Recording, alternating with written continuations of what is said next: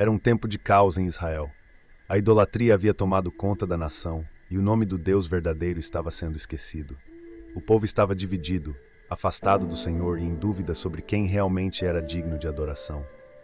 Baal, um falso deus, havia conquistado os corações de muitos, mas em meio a essa escuridão, uma chama de fé ainda ardia em Elias, o profeta escolhido por Deus. O cenário era desolador.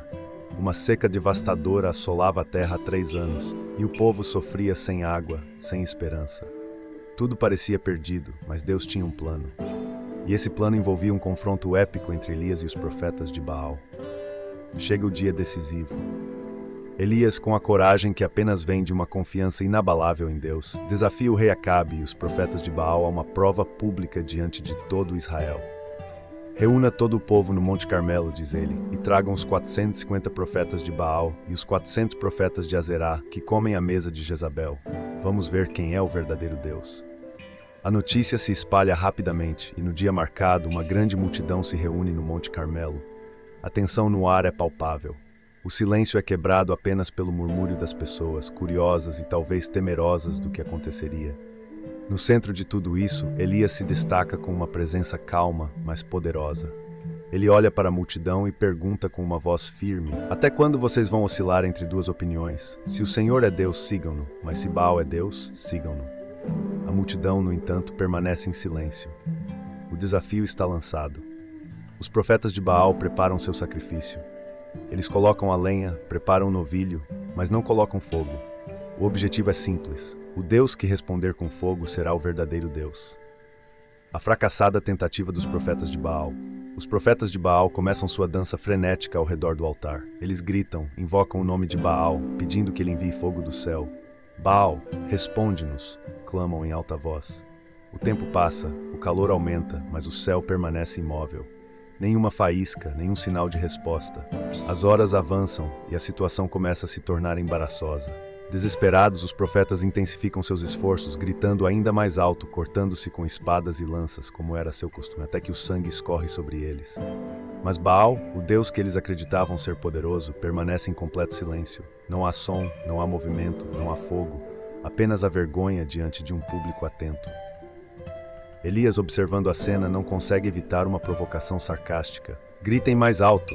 Talvez Baal esteja ocupado ou viajando, quem sabe ele esteja dormindo e precise ser acordado. Os profetas de Baal, exaustos e humilhados, continuam tentando, mas nada acontece. Elias prepara o altar do Senhor. Agora é a vez de Elias. Com uma serenidade impressionante, ele se aproxima do altar.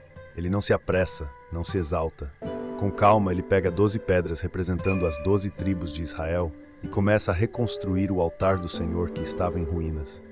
Ele coloca a lenha sobre o altar e em seguida prepara o novilho. Mas Elias não para por aí. Ele faz algo que deixa todos perplexos.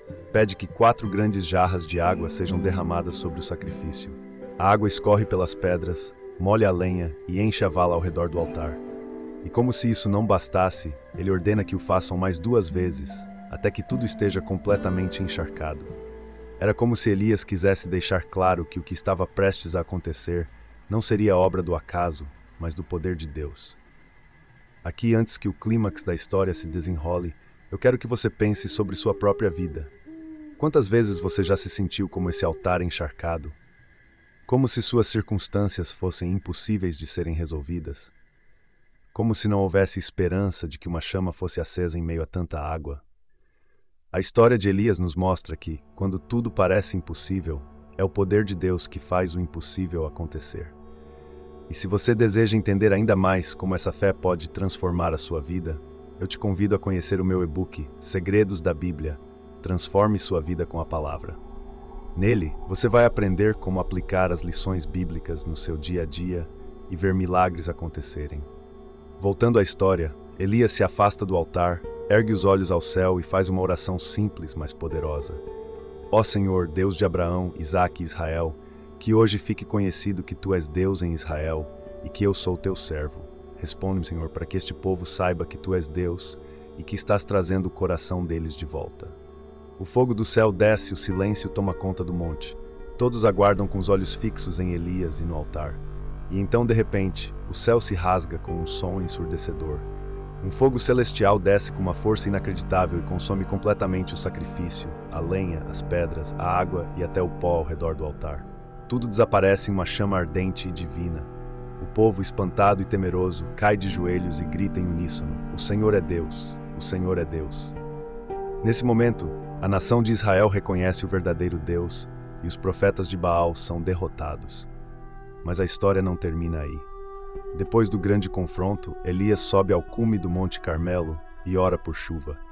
O céu, que estava fechado por 3 anos, finalmente se abre e uma chuva abundante cai sobre a terra, trazendo de volta a vida e a esperança para o povo de Israel. Assim como Elias confiou no poder de Deus em meio a uma situação impossível, você também pode experimentar essa transformação em sua vida.